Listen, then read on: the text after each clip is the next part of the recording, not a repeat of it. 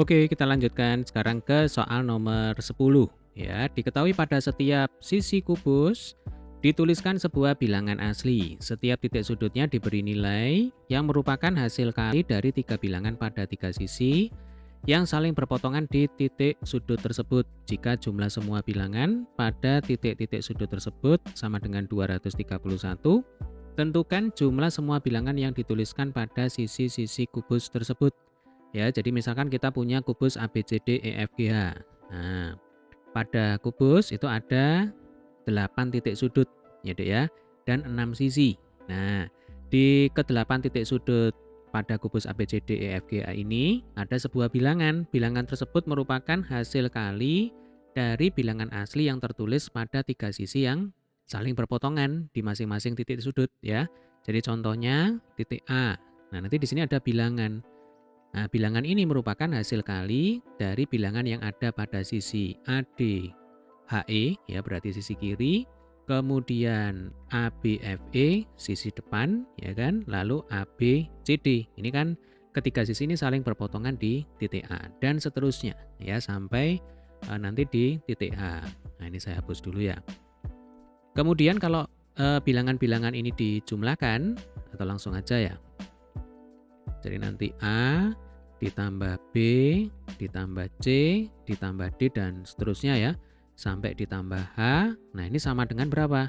Katanya sama dengan 200 berapa? 31. Nah, ini supaya gampang ya, Dek ya. Kita misalkan aja bilangan yang ada di sisi bawah, berarti ABCD. Ya, ini sisi bawah. Kita misalkan bilangannya sama dengan A. Ini kan karena kita nggak tahu bilangan berapa yang ada di sini, ya. Karena nggak tahu ya sudah dimisalkan aja. Kemudian sisi belakang. Kita misalkan B, lalu sisi atas, kita misalkan C, kemudian sisi depan, kita misalkan D, ya kan? Lalu sisi kiri, berarti AD, HE ya. Ini kita misalkan E, kemudian yang terakhir ya, sisi kanan kita misalkan F. Ini kalau kita hitung harus ada 6 ya Dek ya. 1, 2, 3, 4, 5, 6. Kenapa? Karena yang namanya kubus memiliki 6 sisi. Nah, ini berarti sudah pas ya, sudah cocok ini. Di sini harus teliti ya Dek ya. Oke, selanjutnya untuk bilangan yang ada di titik A. Itu merupakan perkalian dari bilangan yang ada di sisi kiri, bawah, dan depan. Nah, tinggal dicek di sini. Kiri, bawah, depan. Berarti EAD. Nah, tinggal ditulis ya. E kali A kali D. Geser sekarang ke titik B.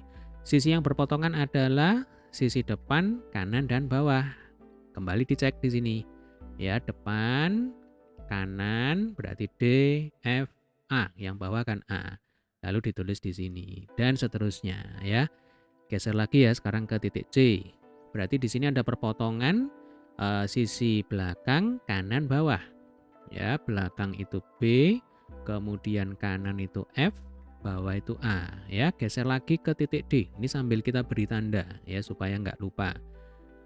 Berarti di sini ada sisi kiri, sisi belakang, dan sisi bawah. Ya, Dek ya. Kiri, kemudian belakang, lalu bawah.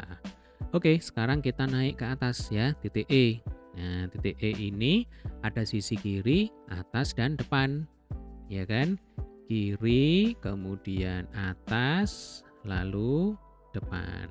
Geser lagi ke titik F ya, berarti ada sisi atas, depan, dan kanan ya. Atas, kemudian depan, lalu kanan. Geser lagi ke titik G. Ya, ini melatih kesabaran ya. Jadi ada sisi atas, belakang, dan kanan ya. Atas, kemudian belakang, lalu kanan. Nah, ini yang terakhir ya, titik H ya. Ada perpotongan sisi kiri, atas, dan belakang. Kiri, atas, belakang. Jadi kiri E, kemudian atas itu C, yang belakang itu B. Nah, ini kalau ditotal dijumlahkan ya Dek ya. Hasilnya itu sama dengan 231 ya. Coba kita hitung ya. Ini harus ada berapa? Harus ada 8 ya. Karena titik sudut dari kubus itu kan ada 8. 1, 2, 3, 4, 5, 6, 7, 8. Nah, sudah pas ya. Selanjutnya, ini tinggal kita cari bilangan yang sama lalu kita keluarkan ya, kita kelompokkan. Jadi contohnya ini EAD, DFA, kemudian di sini ada BFA dan EBA. Nah, ini kan A-nya bisa dikeluarkan.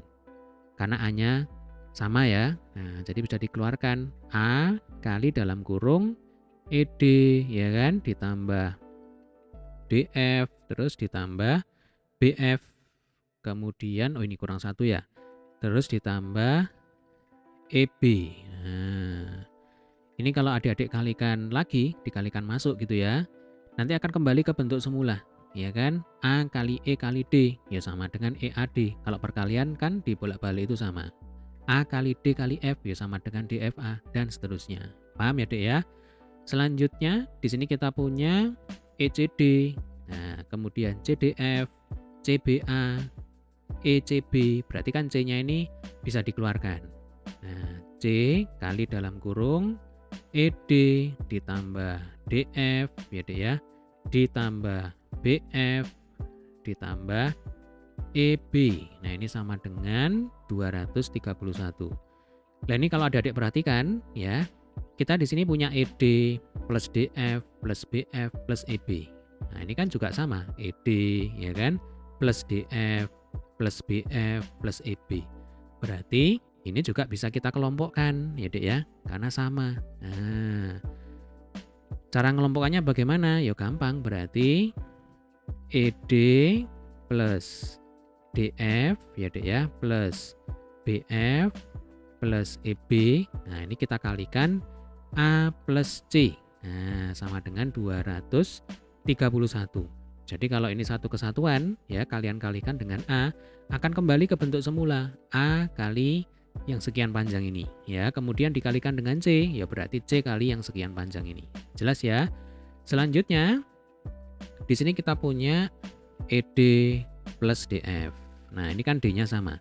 Berarti bisa dikelompokkan lagi. Ya, jadi ini D, kemudian kita kalikan dalam kurung E plus F.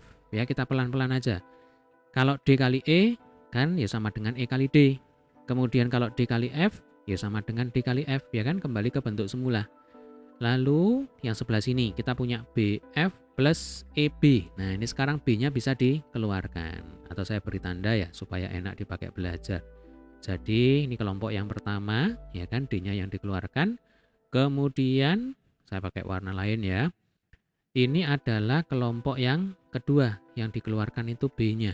Nah, jadi di sini plus B kali dalam kurung F plus B, ya dia, EF plus E. Nah, ini kurung tutup dikalikan A plus C sama dengan 231.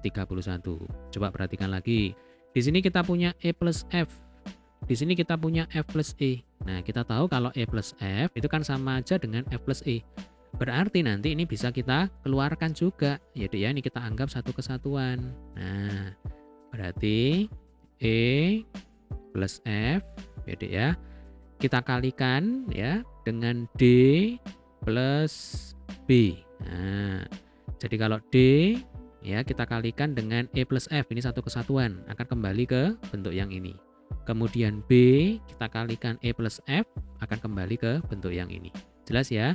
Lalu jangan lupa ini ditulis ulang ya. Ini kali A plus C ya sama dengan 231. Berarti kita punya bentuk perkalian ini ya. E plus F kali D plus B kali A plus C sama dengan berapa? Sama dengan 231.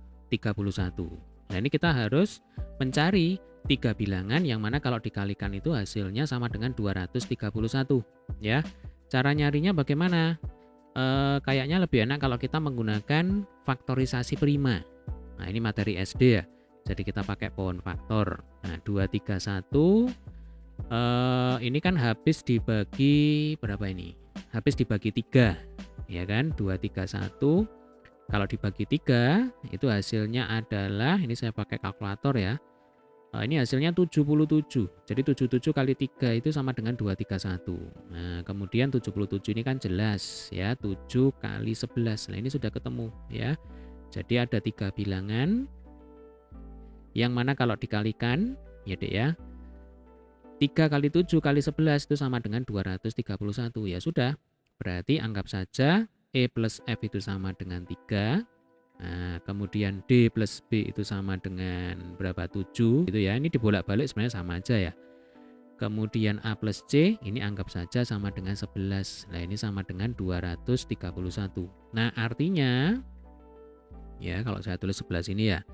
Jadi kalau E plus F ini kita anggap sama dengan 3 ya. Kemudian D plus B sama dengan 7. Terus A plus C ya sama dengan 11. Nah, ini kalau dijumlahkan ya, ruas kiri dijumlahkan, ruas kanan dijumlahkan, nanti hasilnya seperti apa?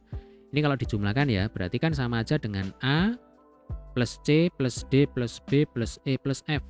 Atau kalau ditulis secara berurutan ya berarti A plus B plus C plus D ya kan, plus E plus F.